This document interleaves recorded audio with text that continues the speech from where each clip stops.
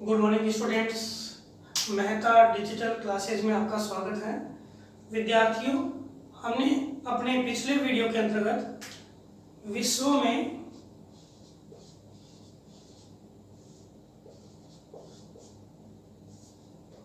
आर्थिक क्रियाओं के संदर्भ में पढ़ा था।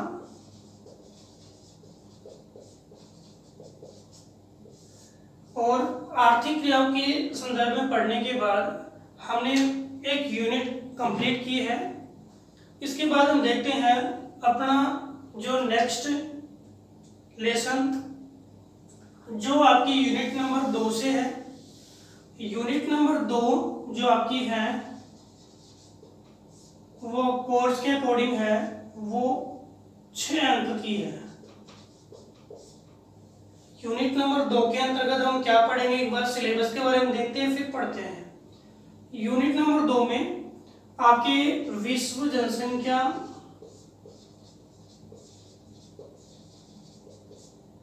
विश्व जनसंख्या के अंतर्गत जनसंख्या वितरण, घनत्व, वितरण व घनत्व को प्रभावित करने वाले कारक, जनांकीय संक्रमण और इसके अलावा विश्व में लिंगानुपात, जनघनत्व, साक्षरता, व्यावसायिक संगठन,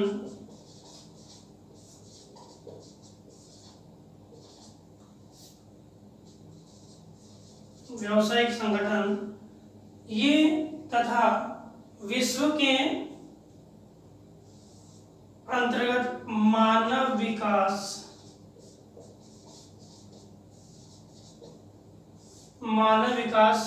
तथा प्रवास,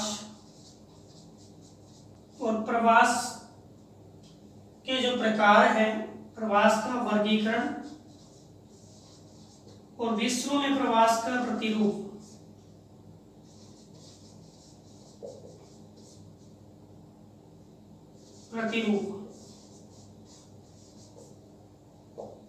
तथा आपके व्यावसायिक संरचना, इनके अलावा आयु संरचना और मानव विकास बताई दी आपको। ये सारे जो बिंदु है हम यूनिट 2 में पढ़ेंगे। विद्यार्थियों, एक एक करके हम इन बिंदुओं को देखते हैं।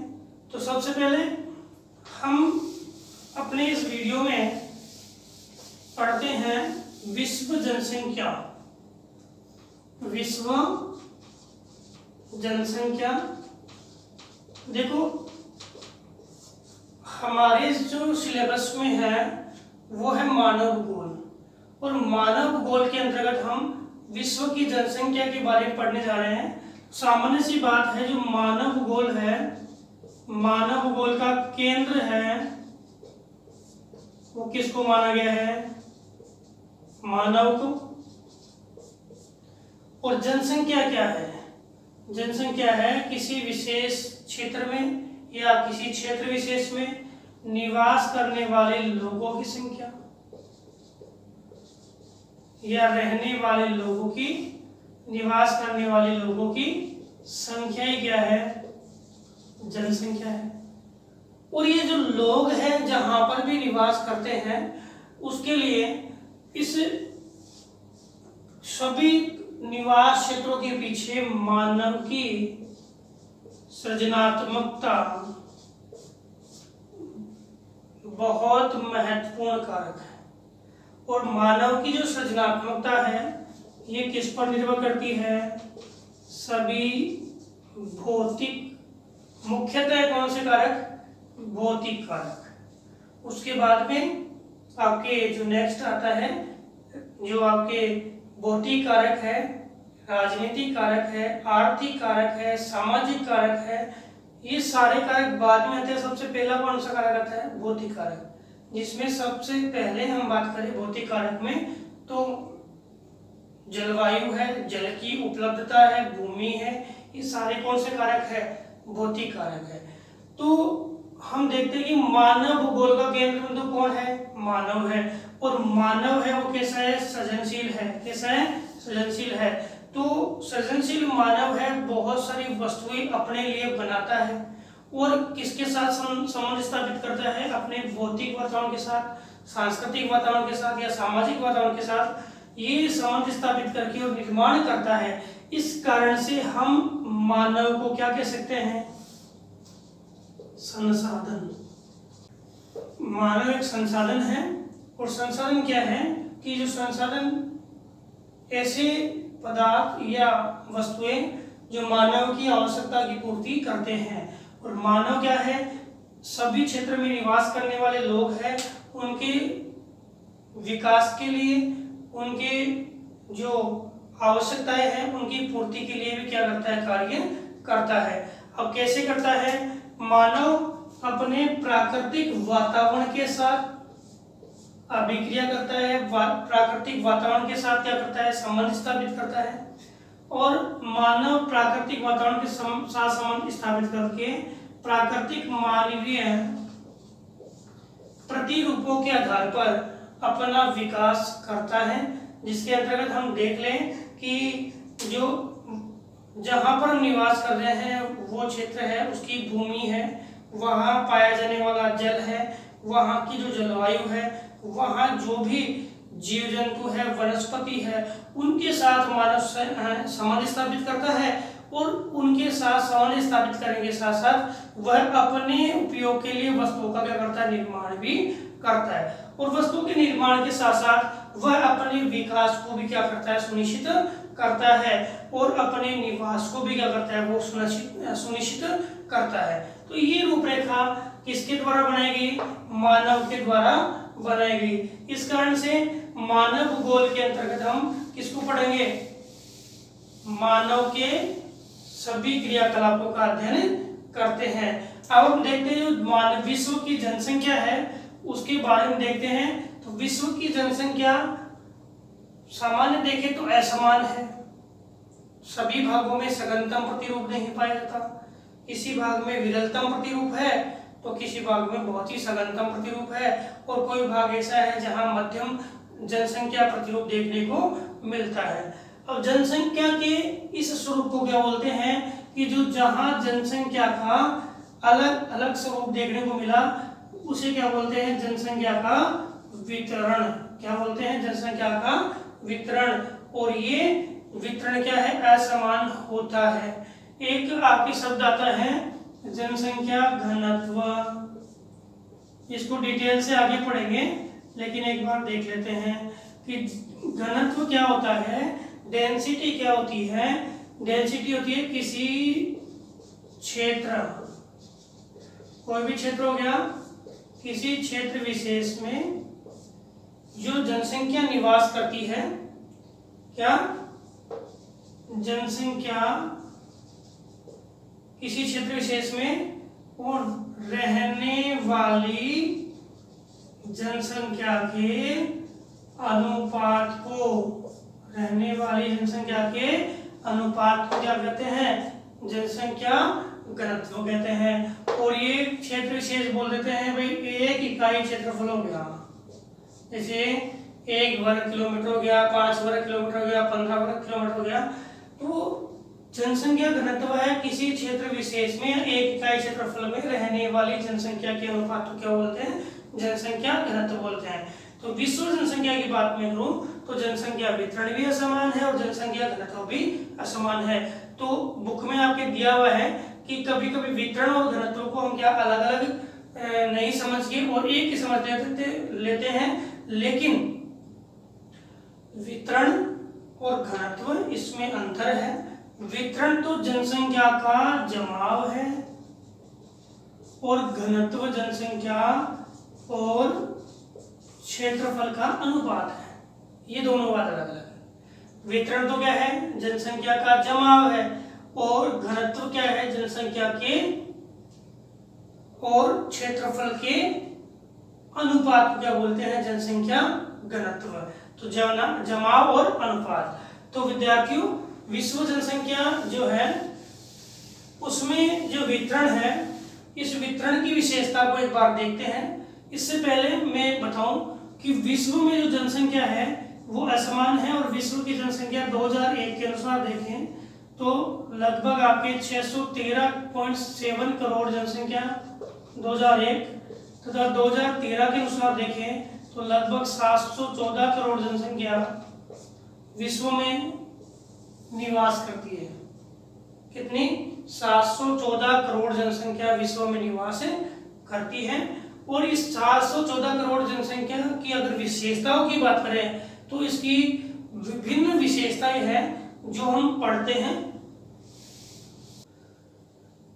अब विश्व जनसंख्या की विशेषता देखेंगे तो विद्यार्थियों, विश्व जनसंख्या की विशेषता जो है, ये विशेषता है, इनके अंतर्गत आपके सीधा प्रश्न बोर्ड में आता है।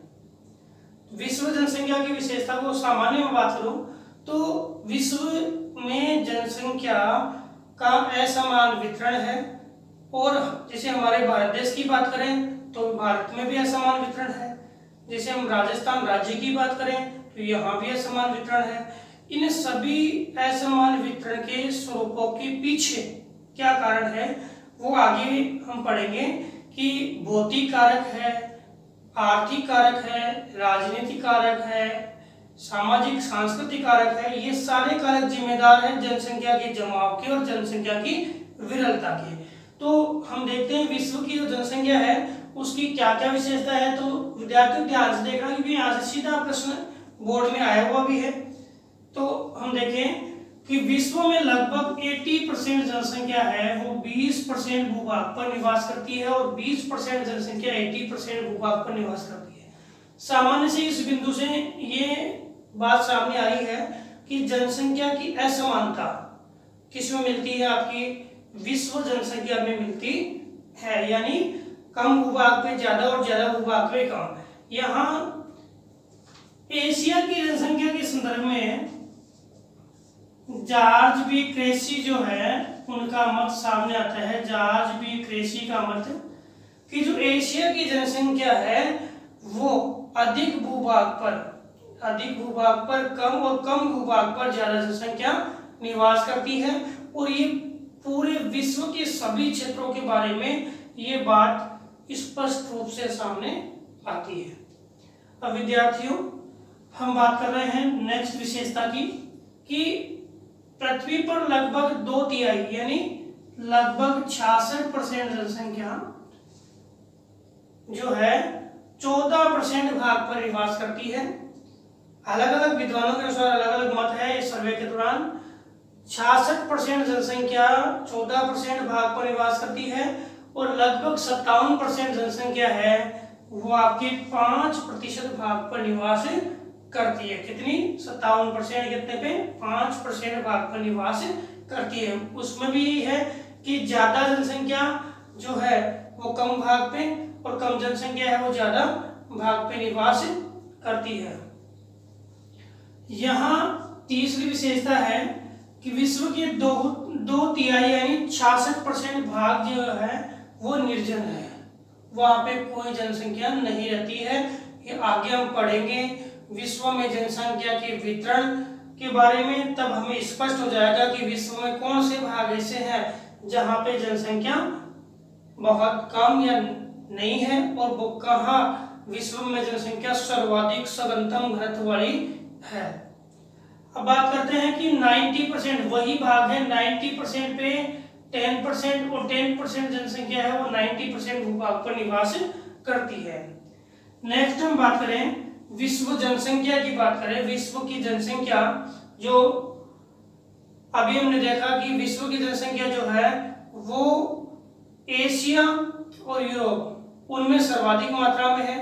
2001 के अनुसार 613 करोड़ और 2013 के अनुसार 714 करोड़ जनसंख्या विश्व की है, जिसमें सर्वाधिक इसमें है 3/4 यानी 75% जनसंख्या कहाँ पर है? एशिया और यूरोप में। विश्व में एक नंबर अगर कोई महाद्वीप है जनसंख्या बड़ा कौन सा है? वो है एशिया। दूसरे नंबर पे आता है वो अफ्रीका, तीसरे नंबर पे आता है वो यूरोप। ये बोल रहा है कि 75% जनसंख्या लगभग कहाँ निवास करती है? एशिया और यूरोप में। और ओशिनिया में 3 राष्ट्र आएंगे, एक तो ऑस्ट्रेलिया, एक आपका तस्मानिया और एक आपका न्यूजीलैंड। ओशिनिया, तस्मानिया और न्यूजीलैंड, वहां विश्व की लगभग कितनी आधा परसेंट यानी 2013 के अनुसार देखें तो 0.53% जनसंख्या निवास करती है। 0.53% जनसंख्या निवास करती है। नेक्स्ट विशेषता चलते हैं विद्यार्थियों यहाँ देखें तो 80% जनसंख्या विश्व की वो 20 से 60 डिग्री उत्तरी अक्षांश के बीच में है। 20 से 60 डिग्री उत्तरी अक्षांश के बीच में है, जो मध्य अक्षांशीय क्षेत्र भी है और उष्णकटिबंधीय क्षेत्र भी है।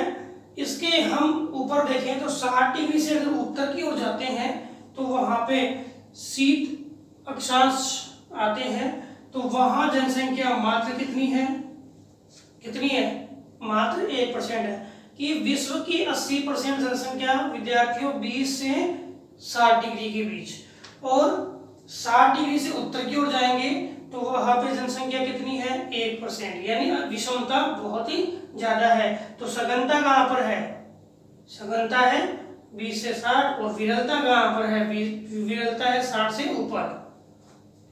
आगे देखते हैं विद्यार्थियों, विश्व की जनसंख्या है उसमें 75% जनसंख्या है वो महाद्वीपों के तटवर्ती भागों में है। कहां पर है, महाद्वीपों के तटवर्ती भागों में है। और जैसे ही हम महाद्वीपों के आंतरिक भागों में जाते हैं वहां पे जनसंख्या की विरलता आ जाती है, जनसंख्या का संकेंद्रण घटता चला जाता है। तो इसके पीछे क्या रीजन है, इसके पीछे तटीय जलवायु, इसके पीछे क्या रीजन है, तटीय जलवायु। और तटीय जलवायु कैसी होती है, सम जलवायु होती है।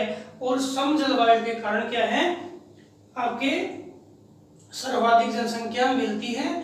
एक बार प्रश्न आया हुआ भी है कि भूमध्य सागरीय जो जलवायु है, भूमध्य सागरीय जलवायु 30 से 40 डिग्री वाली है, भूमध्य सागर का तटवर्ती भाग है, वहां पर विश्व में आरंभ से ही क्या है, जनसंख्या का सघनतम प्रतिरूप पाया जाता है। ऐसा प्रश्न आया था कि भूमध्य सागरीय जलवायु के समीपवर्ती भागों में विश्व का सघनतम प्रतिरूप मिलता है। और इस सघनतम प्रतिरूप के पीछे क्या कारण है, तो इसका सीधा सा कारण था सुखद जलवायु, जो अनुकूलतम जलवायु है वह इसका प्रमुख कारण था।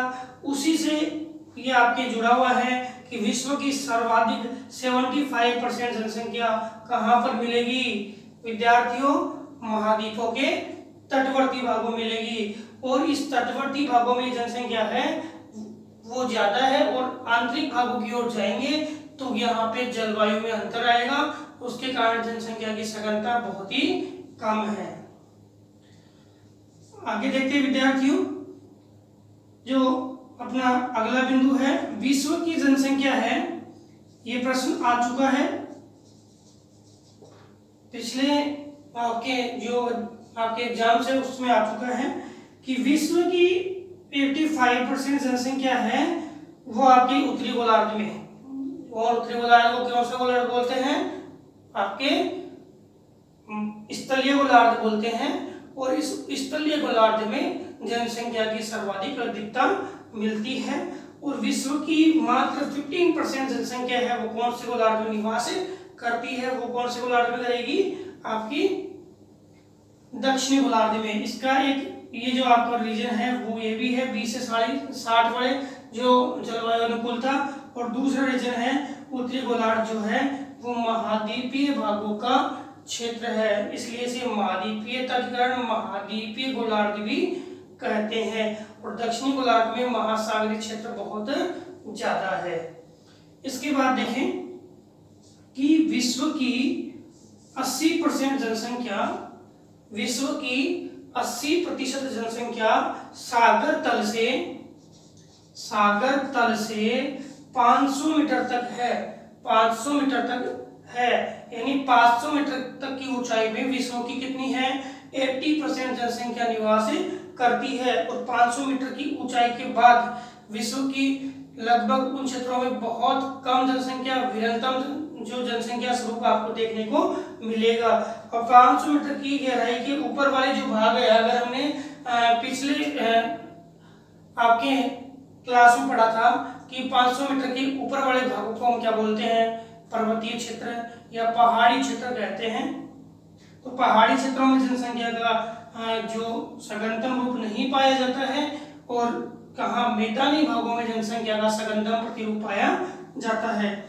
इसके बाद हम देखें कि विश्व की लगभग 75% से अधिक जनसंख्या है वो कहाँ पर निवास करती है, विकासशील देशों में। यानी ये आंकड़ा उठा के देखिए हम जनसंख्या का, हम आगे पढ़ेंगे भी कि विश्व के जितने भी विकसित देश हैं, विश्व के जितने भी विकसित देश हैं वहां जनसंख्या का जमाव प्राय कम देखा जाता है, और जो विश्व की विकासशील देश है वो वहां पर जनसंख्या का जमाव ज्यादा देखा जाता है। हम बात करें तो यूरोप एक ऐसा है कि क्षेत्रफल के अकॉर्डिंग वहां जनसंख्या ज्यादा है, लेकिन यहाँ पे जो क्षेत्र है वहाँ जो देश है वो विकसित है, जबकि एशिया महाद्वीप है वहाँ सारे विकासशील देश, और विकासशील देशों का यहाँ क्षेत्रफल की तुलना में भी कई गुना ज्यादा जनसंख्या पाई जाती है। तो विद्यार्थियों, विश्व की जनसंख्या को हमने पढ़ा। जनसंख्या की विशेषता के बाद हम जनसंख्या के स्वरूप को देखते हैं, जिसके अंतर्गत 2001 और 2013 के आंकड़े हैं। 2001 और 2013 के आंकड़ों के अनुसार महाद्वीपीय आधार पर हम जनसंख्या को देख रहे हैं। सबसे पहले देखते हैं कि विश्व जनसंख्या है वो 2001 के अनुसार 613.7 करोड़ और 2013 के अनुसार 714 करोड़ है। सर्वाधिक जनसंख्या वाले जो महाद्वीप है इसमें देखें तो एशिया एक नंबर पे है 2001 और 2013। जितने भी है वो अपनी सीक्वेंस पे हैं, 2001 में भी और 2013 में भी। 375 करोड़ और 2013 में कितनी है, 730 करोड़। अफ्रीका में 81 करोड़ और 110 करोड़। यूरोप में 72.7 करोड़ और 74 करोड़। दक्षिणी अमेरिका में है 35 करोड़ और 55.7 करोड़। उत्तरी अमेरिका में है 49.4 करोड़ और 40.1 करोड़। ओशिनिया में है 3.1 करोड़ और 3.8 करोड़। इसके बाद हम देखें कि 2013 के अनुसार सर्वाधिक जनसंख्या प्रतिशत अगर विश्व में है तो कौन से महाद्वीप में है। तो महाद्वीप की बात करें विश्व में एशिया महाद्वीप है। अभी हमने विशेषताओं पढ़ा था, एशिया यूरोप है, इसमें विश्व की लगभग 75% जनसंख्या रहती है। तो एशिया में 60% जनसंख्या निवास करती है। इसके बाद देखें तो आपके अफ्रीका का नाम आता है, क्योंकि क्षेत्रफल की दृष्टि से देखो यहाँ पे दो बिंदु है कि क्षेत्रफल देखें तो विश्व का दूसरा बड़ा जो महाद्वीप है, फिर भी यहाँ पे जनसंख्या की बात करें तो यहाँ जनसंख्या क्षेत्रफल की तुलना में क्या है, कम है। जबकि यूरोप की बात हम करें तो यूरोप में जनसंख्या क्षेत्रफल की तुलना में क्या है, ज्यादा है। एकमात्र विकसित महाद्वीप जहाँ जनसंख्या है वो क्षेत्रफल की तुलना में ज्यादा है। वैसे हमने पढ़ा भी था कि विश्व की लगभग 75% से ज्यादा या 75% जनसंख्या है वो विश्व के विकासशील देशों में निवास करती है, न कि विकसित देशों में। अब बात करें दक्षिणी अमेरिका की, तो दक्षिणी अमेरिका में 7.80% जनसंख्या है और यूरोप में कितनी है, 10.37। उत्तरी अमेरिका की बात करें तो उत्तरी अमेरिका में 5.62% जनसंख्या है। और आपके जो सबसे कम जनसंख्या वाला अगर महाद्वीप है वो कौन सा है, ओशिनिया। विश्व की लगभग आधा % जनसंख्या वहां पर निवास करती है। अब इसी आधार पर हम देखें विश्व में देशों के बारे में, तो विश्व के जो देश है उसमें जनसंख्या भी एशिया के देशों में सर्वाधिक मात्रा में मिलती है। सबसे ज्यादा जनसंख्या वाला अगर देश एक नंबर पे है वो चीन है, लगभग 135 करोड़ जनसंख्या है।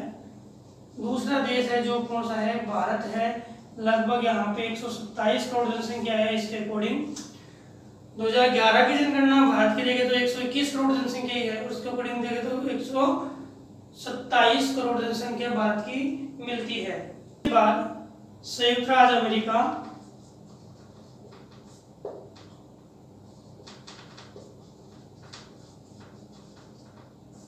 इंडोनेशिया, ब्राजील, पाकिस्तान, ये प्रमुख देश है जहां विश्व की सर्वाधिक जनसंख्या निवास करती है। जिसमें हम देखें तो विश्व के सबसे ज्यादा जनसंख्या निवास करने वाले में लगभग 2-2.5 करोड़ जनसंख्या, विश्व की 714 करोड़ में 2-2.5 करोड़ जनसंख्या तो कहाँ पर है, आपकी 2 ही देशों में है। और वैसे हमने पढ़ा भी है एशिया में कितनी है, 60.27% जनसंख्या निवास करती है। तो विद्यार्थियों, हमने विश्व की जनसंख्या की विशेषताएं और विश्व में जनसंख्या प्रतिरूप को पढ़ा। नेक्स्ट वीडियो में हम विश्व में जनसंख्या के वितरण के बारे में पढ़ेंगे। धन्यवाद।